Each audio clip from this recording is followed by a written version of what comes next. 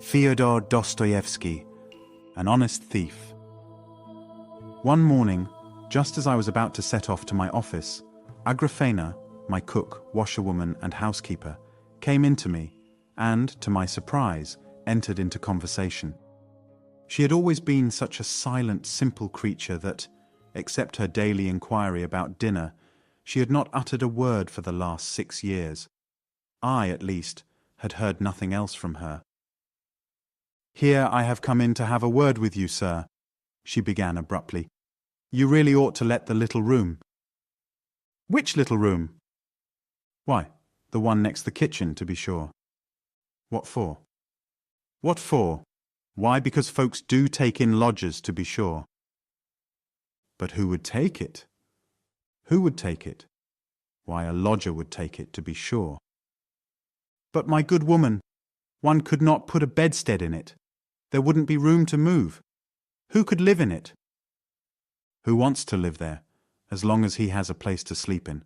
Why, he would live in the window." "In what window?" "In what window?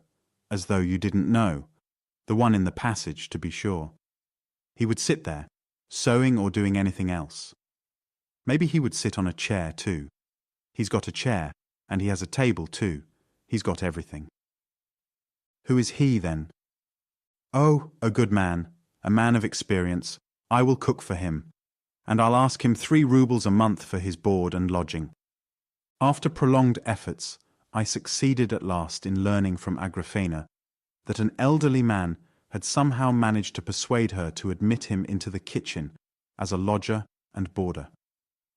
Any notion Agrafena took into her head had to be carried out. If not, I knew she would give me no peace. When anything was not to her liking, she at once began to brood, and sank into a deep dejection that would last for a fortnight or 3 weeks. During that period my dinners were spoiled, my linen was mislaid, my floors went unscrubbed. In short, I had a great deal to put up with. I had observed long ago that this inarticulate woman was incapable of conceiving a project, of originating an idea of her own. But if anything like a notion or a project was by some means put into her feeble brain, to prevent its being carried out meant, for a time, her moral assassination. And so, as I cared more for my peace of mind than for anything else, I consented forthwith. "Has he a passport anyway, or something of the sort?" "To be sure he has. He is a good man, a man of experience. 3 rubles he's promised to pay." The very next day the new lodger made his appearance in my modest bachelor quarters, but I was not put out by this. Indeed, I was inwardly pleased. I led as a rule a very lonely hermit's existence. I have scarcely any friends. I hardly ever go anywhere. As I had spent 10 years never coming out of my shell, I had, of course, grown used to solitude. But another 10 or 15 years or more of the same solitary existence, with the same Agrafena, in the same bachelor quarters, was in truth a somewhat cheerless prospect. And therefore a new inmate, if well behaved, was a heaven-sent blessing. Agrafena had spoken truly. My lodger was certainly a man of experience. From his passport it appeared that he was an old soldier, a fact which I should have known indeed from his face. An old soldier is easily recognized. Astafy Ivanovitch was a favorable specimen of his class. We got on very well together. What was best of all, Astafy Ivanovitch would sometimes tell a story, describing some incident in his own life. In the perpetual boredom of my existence, such a storyteller was a veritable treasure. One day he told me one of these stories. It made an impression on me. The following event was what led to it. I was left alone in the flat. Both Astafy and Agrafena were out on business of their own. All of a sudden, I heard from the inner room, somebody, I fancied a stranger, "Come in." I went out. There actually was a stranger in the passage, a short fellow wearing no overcoat in spite of the cold autumn weather. "What do you want?" "Does a clerk called Alexandrov live here?" "Nobody of that name here, brother. Goodbye." "Why, the dvornik told me it was here," said my visitor, cautiously retiring towards the door. Be off. Be off, brother. Get along." Next day after dinner, while Astafy Ivanovitch was fitting on a coat which he was altering for me, again someone came into the passage. I half opened the door. Before my very eyes, my yesterday's visitor, with perfect composure, took my wadded greatcoat from the peg and, stuffing it under his arm, darted out of the flat. Agrafena stood all the time staring at him, agape with astonishment and doing nothing for the protection of my property. Astafy Ivanovitch flew in pursuit of the thief, and 10 minutes later came back out of breath and empty-handed. He had vanished completely. "Well, there's a piece of luck, Astafy Ivanovitch. It's a good job your cloak is left, or he would have put you in a plight, the thief." But the whole incident had so impressed Astafy Ivanovitch that I forgot the theft as I looked at him. He could not get over it. Every minute or two he would drop the work upon which he was engaged, and would describe over again how it had all happened, how he had been standing, how the greatcoat had been taken down before his very eyes, not a yard away, and how it had come to pass that he could not catch the thief. Then he would sit down to his work again, then leave it once more, and at last I saw him go down to the dvornik to tell him all about it, and to upbraid him for letting such a thing happen in his domain. Then he came back and began scolding Agrafena.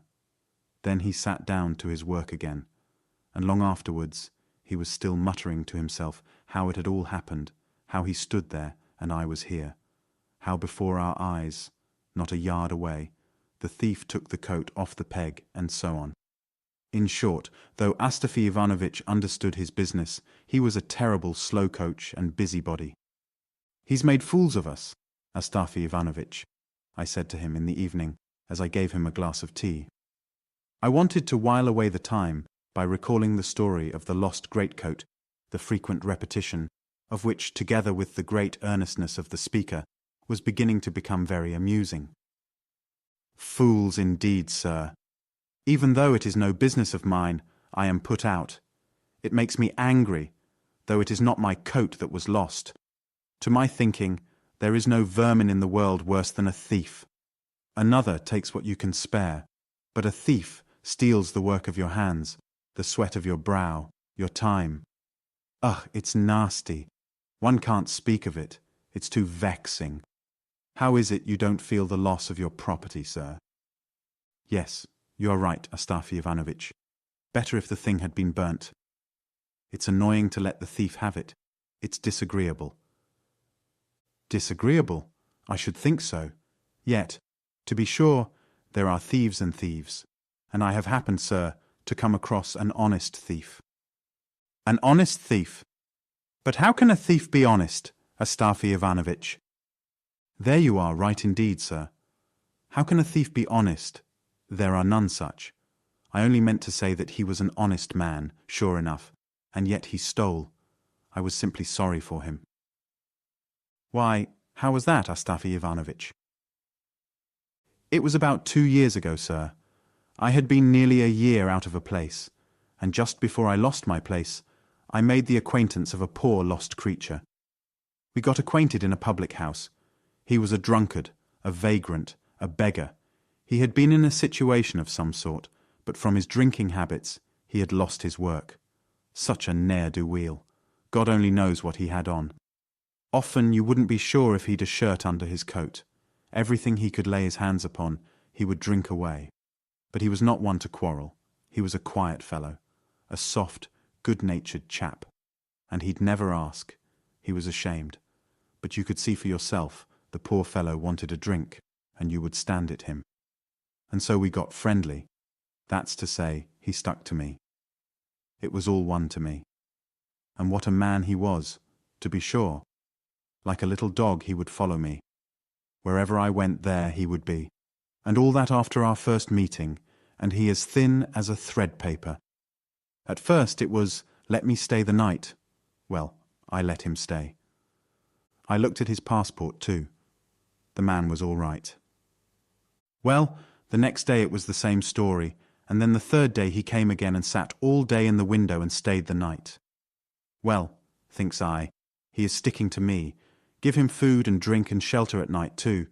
Here am I, a poor man, and a hanger-on to keep as well.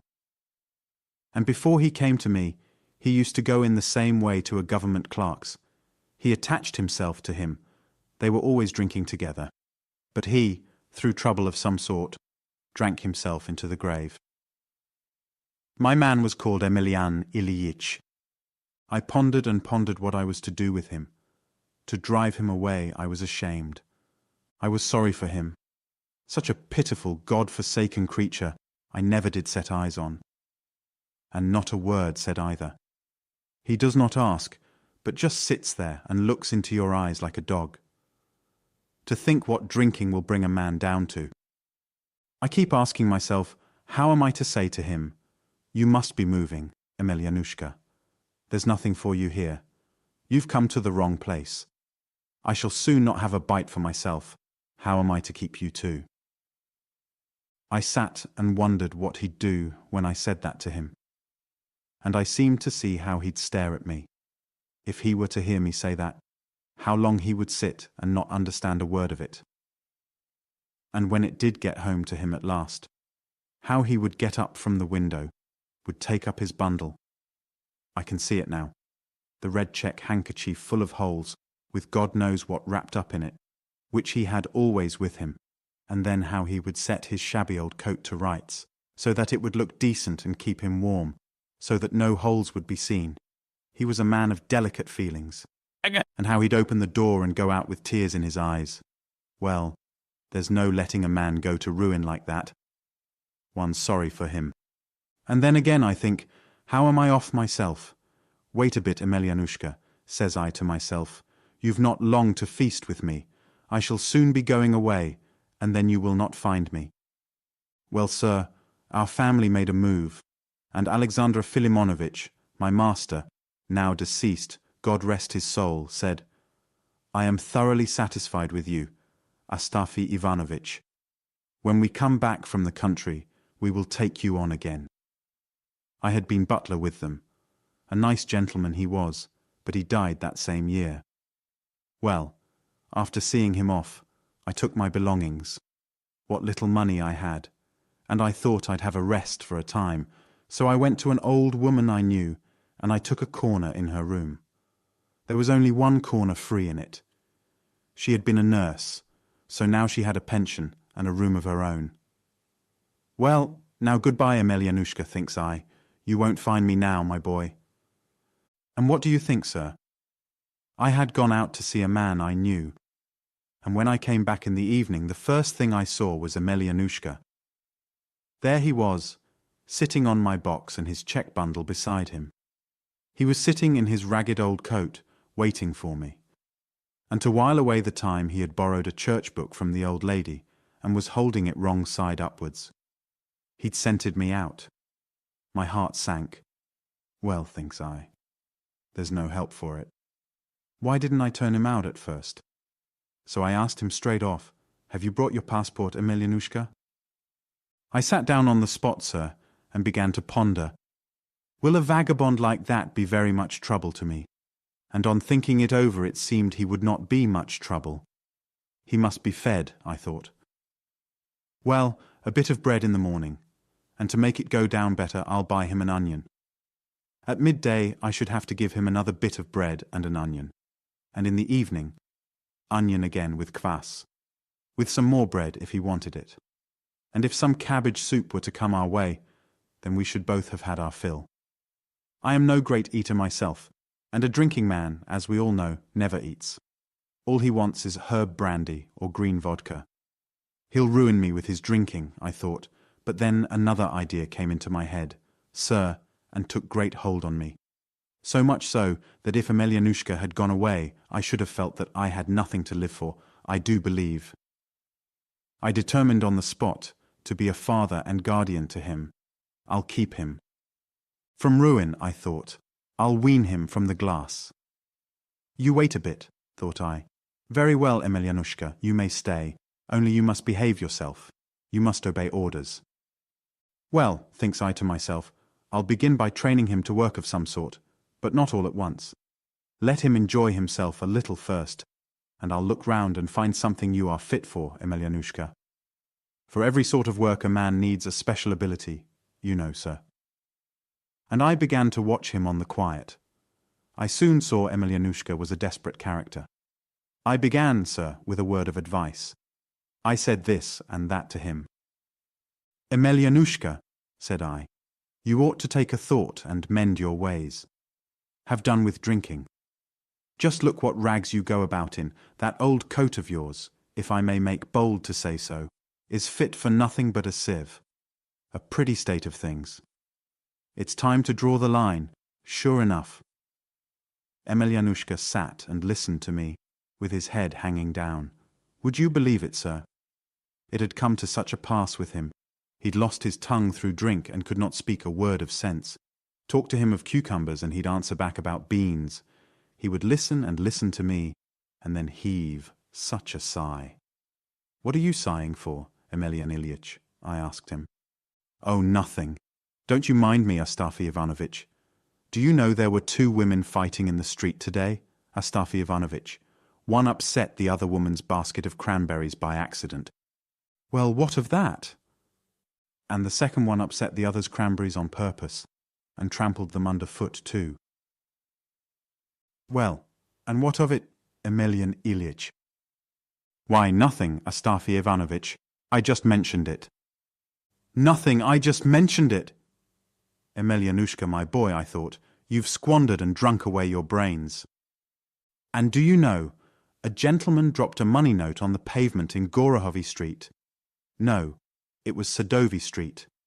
And a peasant saw it and said, that's my luck.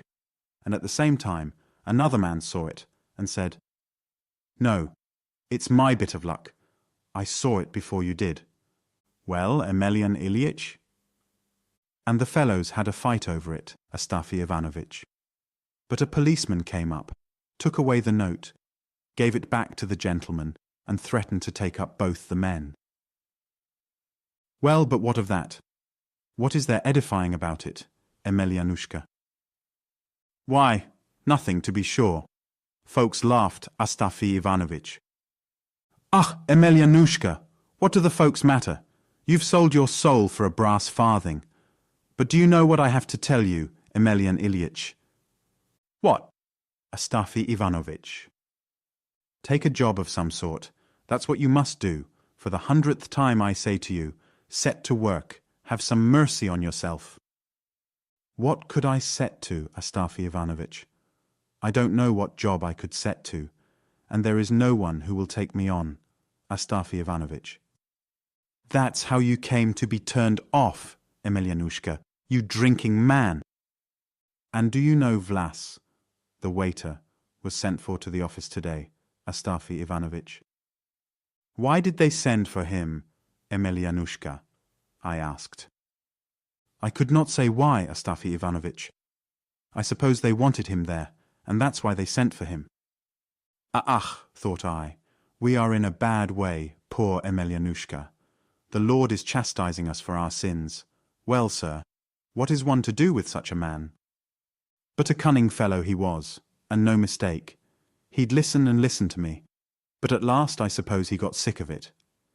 As soon as he sees I am beginning to get angry, he'd pick up his old coat, and out he'd slip and leave no trace. He'd wander about all day and come back at night drunk. Where he got the money from, the Lord only knows. I had no hand in that. No, said I. Emelian Ilyitch, you'll come to a bad end. Give over drinking. Mind what I say now. Give it up. Next time you come home in liquor, you can spend the night on the stairs. I won't let you in. After hearing that threat, Emelianushka sat at home that day and the next. But on the third, he slipped off again. I waited and waited. He didn't come back. Well, at least I don't mind owning. I was in a fright, and I felt for the man too. What have I done to him? I thought, I've scared him away. Where's the poor fellow going to now? He'll get lost maybe. Lord have mercy upon us. Night came on. He did not come. In the morning I went out into the porch. I looked, and if he hadn't gone to sleep in the porch, There he was with his head on the step, and chilled to the marrow of his bones. "What next, Emelianushka? God have mercy on you! Where will you get to next?" "Why, you were sort of angry with me, Astafy Ivanovitch. The other day you were vexed and promised to put me to sleep in the porch, so I didn't, sort of, venture to come in, Astafy Ivanovitch, and so I lay down here. I did feel angry and sorry too. Surely you might undertake some other duty, Emelianushka, instead of lying here guarding the steps," I said. "Why, what other duty, Astafy Ivanovitch?" "You lost soul. I was in such a rage I called him that. If you could but learn tailoring work. Look at your old rag of a coat. It's not enough to have it in tatters. Here you are sweeping the steps with it. You might take a needle and boggle up your rags, as decency demands. Ah, you drunken man. What do you think, sir? He actually did take a needle. Of course I said it in jest, but he was so scared he set to work. He took off his coat and began threading the needle. I watched him. As you may well guess, his eyes were all red and bleary, and his hands were all of a shake. He kept shoving and shoving the thread and could not get it through the eye of the needle. He kept screwing his eyes up and wetting the thread and twisting it in his fingers. It was no good. He gave it up and looked at me. "Well," said I, "this is a nice way to treat me. If there had been folks by to see, I don't know what I should have done. Why, you simple fellow, I said it you in joke, as a reproach. Give over your nonsense, God bless you. Sit quiet, and don't put me to shame. Don't sleep on my stairs, and make a laughing-stock of me." "Why, what am I to do, Astafy Ivanovitch? I know very well I am a drunkard and good for nothing. I can do nothing but vex you, my benefactor." And at that, his blue lips began all of a sudden to quiver, and a tear ran down his white cheek and trembled on his stubbly chin, and then poor Emelianushka burst into a regular flood of tears. Mercy on us! I felt as though a knife were thrust into my heart. The sensitive creature! I'd never have expected it. Who could have guessed it? "No, Emelianushka," thought I shall give you up altogether. You can go your way like the rubbish you are. Well, sir, why make a long story of it? And the whole affair is so trifling. It's not worth wasting words upon. Why, you, for instance, sir, would not have given a thought to it. But I would have given a great deal. If I had a great deal to give, that it never should have happened at all. I had a pair of riding breeches by me, sir. Deuce take them, fine. First-rate riding breeches they were too, blue with a check on it. They'd been ordered by a gentleman from the country, but he would not have them after all, said they were not full enough, so they were left on my hands. It struck me they were worth something. At the second-hand dealer's I ought to get 5 silver rubles for them, or if not, I could turn them into 2 pairs of trousers for Petersburg gentlemen and have a piece over for a waistcoat for myself. Of course, for poor people like us everything comes in. And it happened just then that Emelianushka was having a sad time of it. There he sat day after day. He did not drink, not a drop passed his lips, but he sat and moped like an owl. It was sad to see him. He just sat and brooded. Well, thought I, either you've not got a copper to spend, my lad, or else you're turning over a new leaf of yourself. You've given it up. You've listened to reason. Well, sir, that's how it was with us. And just then came a holiday. I went to Vespers. When I came home, I found Emelianushka sitting in the window, drunk and rocking to and fro. "Ah, so that's what you've been up to, my lad." And I went to get something out of my chest. And when I looked in, the breeches were not there. I rummaged here and there. They'd vanished. When I'd ransacked everywhere and saw they were not there, something seemed to stab me to the heart. I ran first to the old dame and began accusing her. Of Emelianushka, I'd not the faintest suspicion, though there was cause for it in his sitting there drunk. "No," said the old body. "God be with you, my fine gentleman. What good are riding breeches to me? Am I going to wear such things? Why, a skirt I lost the other day through a fellow of your sort. I know nothing. I can tell you nothing about it, she said. Who has been here? Who has been in? I asked. Why, nobody has been, my good sir, says she. I've been here all the while. Emelyan Ilyitch went out and came back again. There he sits. Ask him. Emelyanushka, said I, have you taken those new riding breeches for anything? You remember the pair I made for that gentleman from the country? No, Astafy Ivanovitch, said he. I've not, touched them. I was in a state. I hunted high and low for them. They were nowhere to be found. And Emelyanushka sits there rocking himself to and fro. I was squatting on my heels facing him and bending over the chest, and all at once I stole a glance at him. Alack, I thought, my heart suddenly grew hot within me, and I felt myself flushing up too. And suddenly Emelyanushka looked at me. No, Astafy Ivanovitch, said he, those riding breeches of yours. Maybe, you are thinking. Maybe I took them, but I never touched them. But what can have become of them, Emelyan Ilyitch? No, Astafy Ivanovitch, said he, I've never seen them. Why, Emelyan Ilyitch, I suppose they've run off of themselves, eh? Maybe they have, Astafy Ivanovitch. When I heard him say that, I got up at once, went up to him, lighted the lamp and sat down to work to my sewing. I was altering a waistcoat for a clerk who lived below us. And wasn't there a burning pain and ache in my breast? I shouldn't have minded so much if I had put all the clothes I had in the fire. Emelyanushka seemed to have an inkling of what a rage I was in. When a man is guilty, you know, sir, he scents trouble far off, like the birds of the air before a storm. Do you know what, Astafy Ivanovitch? Emelyanushka began, and his poor old voice was shaking as he said the words. Antip Prohorich, the apothecary, married the coachman's wife this morning, who died the other day. I did give him a look, sir, a nasty look it was. Emelyanushka understood it too. I saw him get up, go to the bed, and begin to rummage there for something. I waited. He was busy there a long time and kept muttering all the while. No, not there. Where can the blessed things have got to? I waited to see what he'd do. I saw him creep under the bed on all fours. I couldn't bear it any longer. What are you crawling about under the bed for, Emelyan Ilyitch? Said I. Looking for the breeches, Astafy Ivanovitch. Maybe they've dropped down there somewhere. Why should you try to help a poor simple man like me, said I, crawling on your knees for nothing, sir? I called him that in my vexation. Oh, never mind, Astafy Ivanovitch, I'll just look. They'll turn up maybe somewhere. Said I. Look here, Emelyan Ilyitch. What is it, Astafy Ivanovitch? Said he. Haven't you simply stolen them from me like a thief and a robber, in return for the bread and salt you've eaten here? Said I.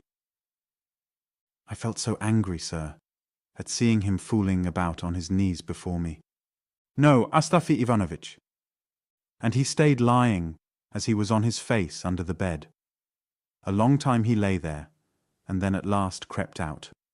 I looked at him, and the man was as white as a sheet.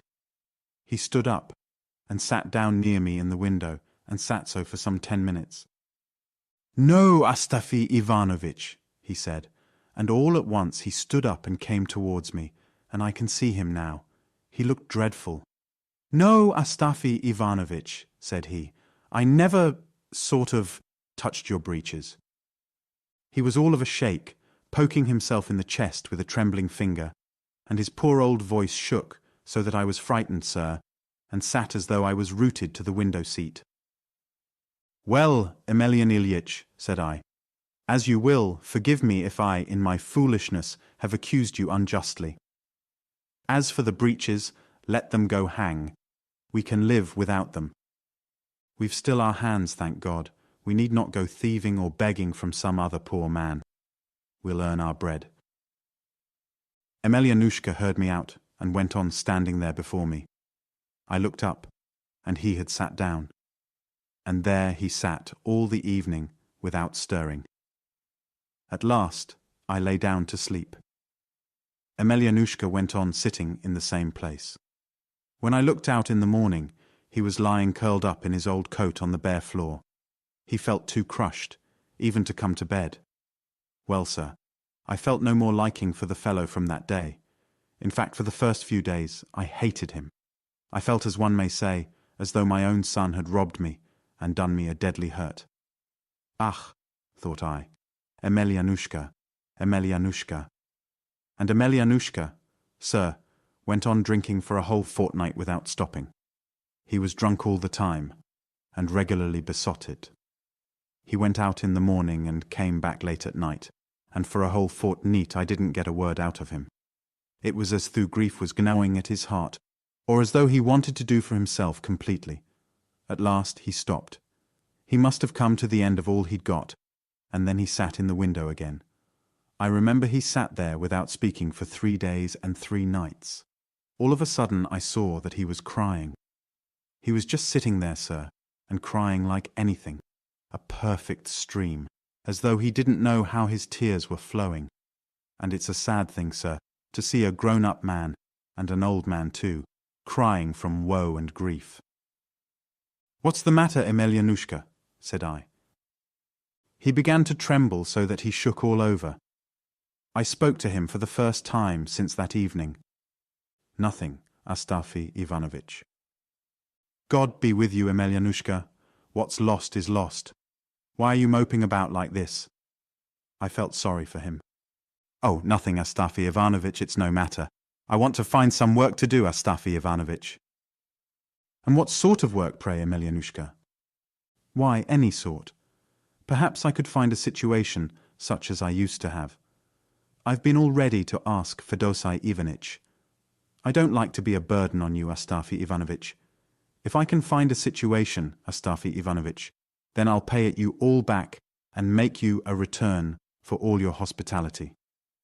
"Enough, Emelianushka, enough. Let bygones be bygones, and no more to be said about it. Let us go on as we used to do before." "No, Astafy Ivanovitch, you maybe think, but I never touched your riding breeches." "Well, have it your own way. God be with you, Emelianushka." "No, Astafy Ivanovitch, I can't go on living with you. That's clear. You must excuse me, Astafy Ivanovitch." "Why, God bless you, Emelian Ilyitch, who's offending you and driving you out of the place. Am I doing it?" "No. It's not the proper thing for me to live with you like this, Astafy Ivanovitch. I'd better be going." He was so hurt it seemed he stuck to his point. I looked at him, and sure enough, up he got and pulled his old coat over his shoulders. "But where are you going, Emelian Ilyitch? Listen to reason. What are you about? Where are you off to?" "No, goodbye, Astafy Ivanovitch, don't keep me now." And he was blubbering again. "I'd better be going. You're not the same now." "Not the same as what?" "I am the same. But you'll be lost by yourself like a poor helpless babe. Emelian Ilyitch." "No, Astafy Ivanovitch. When you go out now, you lock up your chest, and it makes me cry to see it, Astafy Ivanovitch.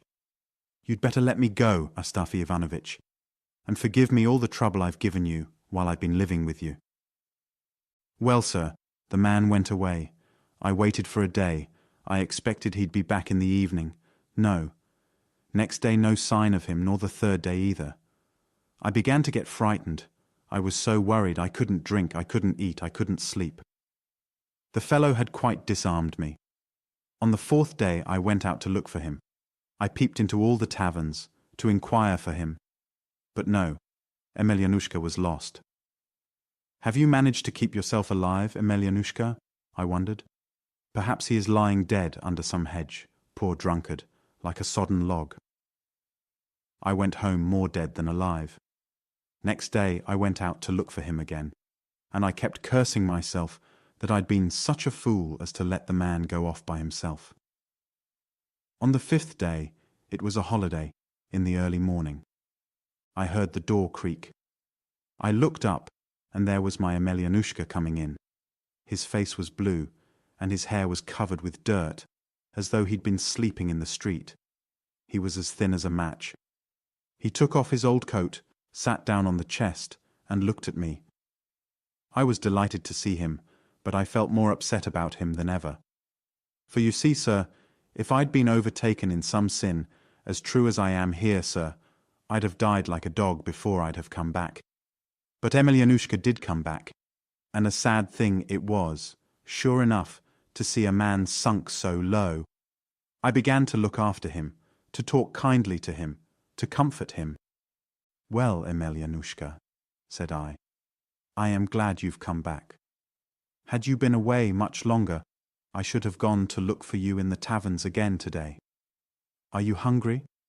"No, Astafy Ivanovitch." "Come now, aren't you really? Here, brother, is some cabbage soup left over from yesterday. There was meat in it. It is good stuff.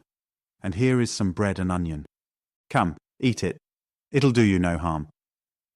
I made him eat it, and I saw at once that the man had not tasted food for maybe 3 days. He was as hungry as a wolf. So it was hunger that had driven him to me. My heart was melted looking at the poor dear. Let me run to the tavern, thought I. I'll get something to ease his heart, and then we'll make an end of it. I've no more anger in my heart against you, Emelianushka. I brought him some vodka. Here, Emelian Ilyich, let us have a drink for the holiday. Like a drink, and it will do you good. He held out his hand, held it out greedily. He was just taking it, and then he stopped himself. But a minute after, I saw him take it and lift it to his mouth, spilling it on his sleeve. But though he got it to his lips, he set it down on the table again. "What is it, Emelianushka?" "Nothing, Astafy Ivanovitch, Won't you drink it?" "Well, Astafy Ivanovitch, I'm not, going to drink any more, Astafy Ivanovitch." "Do you mean you've given it up altogether, Emelianushka, or are you only not going to drink today?" He did not answer. A minute later, I saw him rest his head on his hand. "What's the matter, Emelianushka?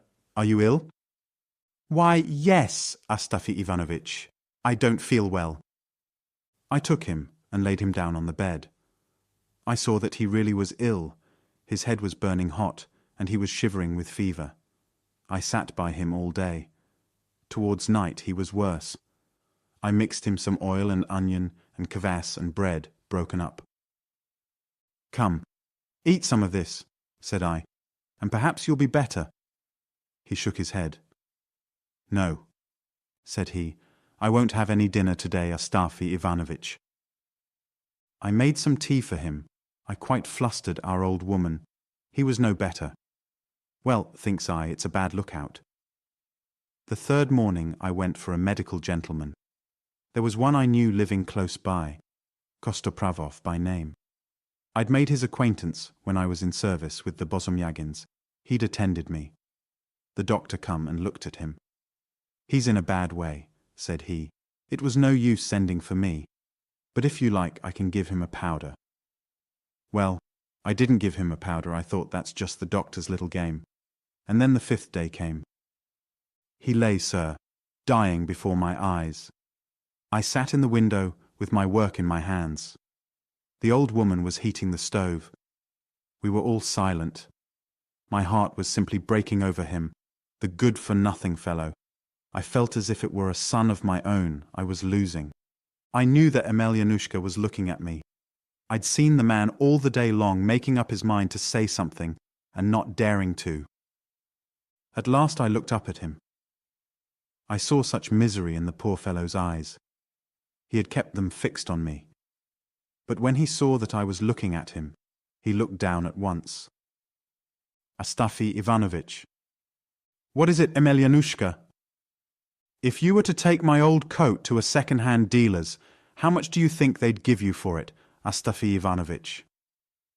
"There's no knowing how much they'd give. Maybe they would give me a ruble for it, Emelian Ilyich." But if I had taken it, they wouldn't have given a farthing for it, but would have laughed in my face for bringing such a trumpery thing. I simply said that to comfort the poor fellow, knowing the simpleton he was. But I was thinking, Astafy Ivanovitch, they might give you 3 rubles for it. It's made of cloth, Astafy Ivanovitch. How could they only give 1 ruble for a cloth coat? I don't know, Emelyan Ilyitch, said I. If you are thinking of taking it, you should certainly ask 3 rubles to begin with. Emelyanushka was silent for a time, and then he addressed me again. Astafy Ivanovitch. What is it, Emelyanushka? I asked. Sell my coat when I die, and don't bury me in it. I can lie as well without it, and it's a thing of some value. It might come in useful. I can't tell you how it made my heart ache to hear him. I saw that the death agony was coming on him. We were silent again for a bit. So, an hour passed by. I looked at him again. He was still staring at me, and when he met my eyes, he looked down again. Do you want some water to drink, Emelyan Ilyitch? I asked. Give me some, God bless you, Astafy Ivanovitch. I gave him a drink. Thank you, Astafy Ivanovitch, said he. Is there anything else you would like, Emelyanushka? No, Astafy Ivanovitch, there's nothing I want, but I... sort of... What? I only... What is it, Emelyanushka? Those riding breeches, it was... sort of... I who took them, Astafy Ivanovitch. Well, God forgive you, Emelyanushka, said I. You poor, sorrowful creature, depart in peace. And I was choking myself, sir, and the tears were in my eyes. I turned aside for a moment. Astafy Ivanovitch. I saw Emelyanushka wanted to tell me something. He was trying to sit up, trying to speak and mumbling something. He flushed red all over suddenly, looked at me. Then I saw him turn white again, whiter and whiter, and he seemed to sink away all in a minute. His head fell back. He drew one breath and gave up his soul to God.